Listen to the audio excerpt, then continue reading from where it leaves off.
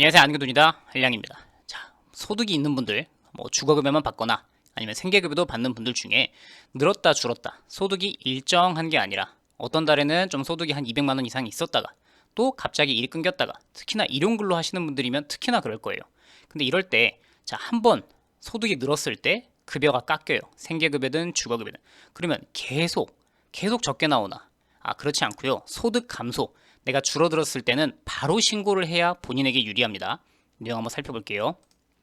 자, 매달마다 버는 게 다른데 한 번 깎이면 계속 깎인 금액으로 주나요?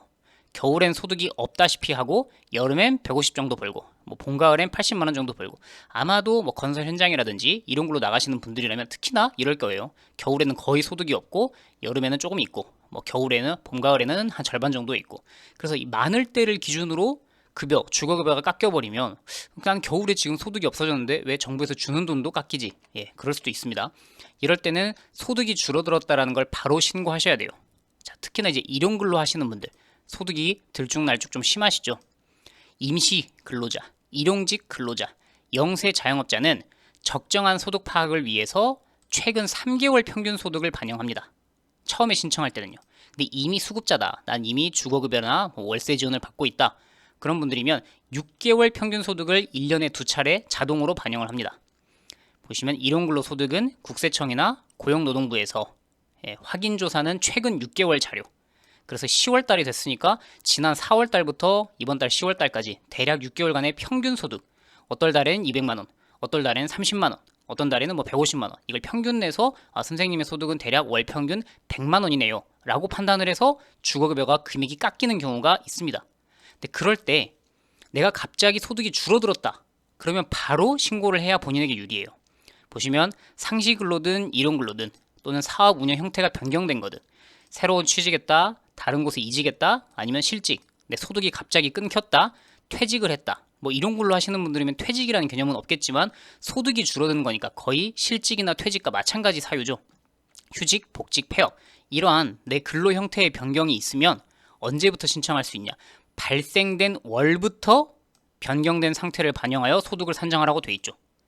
언제부터? 내가 지금 10월 달까지 아니면 지난달 9월 달까지는 월 평균 200만 원씩 꾸준히 벌어서 주거급여가 낮게 나온다는 통지서가 왔어요. 근데 10월 되니까 하필이면 내가 나가는 건설 현장 일용직이 전부 다 멈추는 바람에 소득이 끊겼어요. 그럼 이번 달엔 주거급여를 좀 더 올려서 받아야 맞겠다라는 게 우리의 상식이죠. 근데 그거를 본인이 신고를 해야 합니다. 자동으로 반영해 주는 거는 6개월에 한 번씩만 반영을 해주기 때문에 가만히 기다리면은 저절로 올라가지가 않아요. 그래서 공적 자료로 조회된 소득, 국세청이나 고용노동부에 신고된 소득이 공적 자료죠. 현재 유지되지 않는 것으로 명백히 확인되는 경우에는 즉시 반영해서 제외할 수 있다. 선생님 옛날 소득을 보니까 뭐 7월, 8월, 9월 한창 여름에 일이 많을 때는 150 가까이 버셨는데 지금 신고된 소득을 보니까 없다라고 본인이 주장하시는 거죠? 라고 주민센터 직원이 물어보면 네, 지금은 제가 건설 현장 일용직을 전혀 나가지 못해서 뭐 통장 기록이라든지 아니면은 국세청, 고용노동부 최근 한 달짜리 신고를 다시 한번 제출하게 됩니다. 그래서 기존에 있던 소득이 현재 유지되지 않는 것으로 확인을 충분히 시켜줄 수 있죠. 그럴 때는 옛날 소득을 바로 삭제해서 급여를 다시 원상복구 시켜준다라는 겁니다.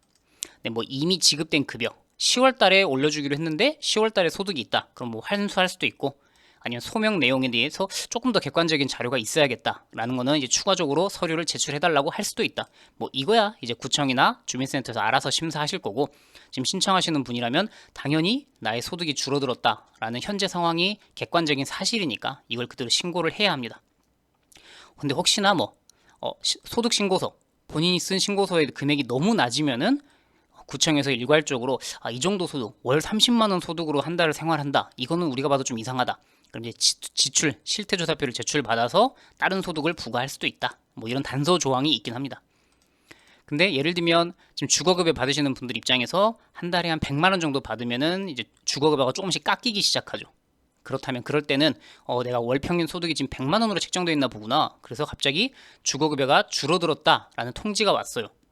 또는 구청에서 연락이 왔어요.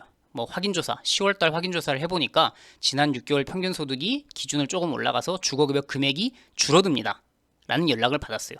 그럴 때는 그건 내가 충분히 이해할 수 있고 합당하다. 라고 생각하시면은 줄어든 대로 계속 받다가 11월, 12월, 겨울 되니까 갑자기 소득이 끊겼네. 자, 그럴 때는 내가 소득이 감소했다 라는 걸로 주거급여를 다시 원상복구시키는 신고를 하셔야 합니다.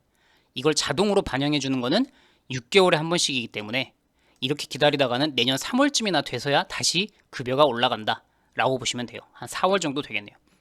그래서 특히나 이런 걸로 소득이 들쭉날쭉 하시는 분들 입장에서라면 갑자기 끊겼을 때 소득 감소를 신고하시고, 또 기왕이면 긴급지원이라는 제도가 있습니다.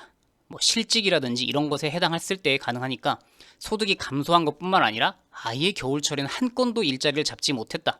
그럴 때는 긴급지원이라는 제도를 통해서도 생계급여를 일부 지원받을 수 있습니다. 이미 생계급여를 받으시는 기초수급자는 대상이 안 되지만 주거급여만 받으시는 이런 걸로 하시는 분들이라면 충분히 대상이 가능합니다. 그래서 오늘의 결론은 소득이 갑자기 끊기거나 줄어들면 본인이 직접 신고해서 어떤 자료들 있죠. 뭐 통장 입금 내역, 땡땡 건설회사에서 매달 100만 원씩 받았는데 이번 달은 내가 한 달도 한 건도 일을 하지 못해서 못 받았다라는 증명 서류를 가지고 가서 신고하시면 다시 금액을 늘려주는 걸 판단하게 됩니다. 자동으로 판단하기보다는 이제 구청에서는 이 사실이 맞는지 조금 더 객관적으로 들여다보겠죠. 근데 어쨌든 자동으로 되는 건 아니기 때문에 본인이 신고하셔야 된다라는 답변 드릴게요. 또 다른 유효한 정보 있을 때 찾아오도록 하겠습니다. 안녕히 계십시오.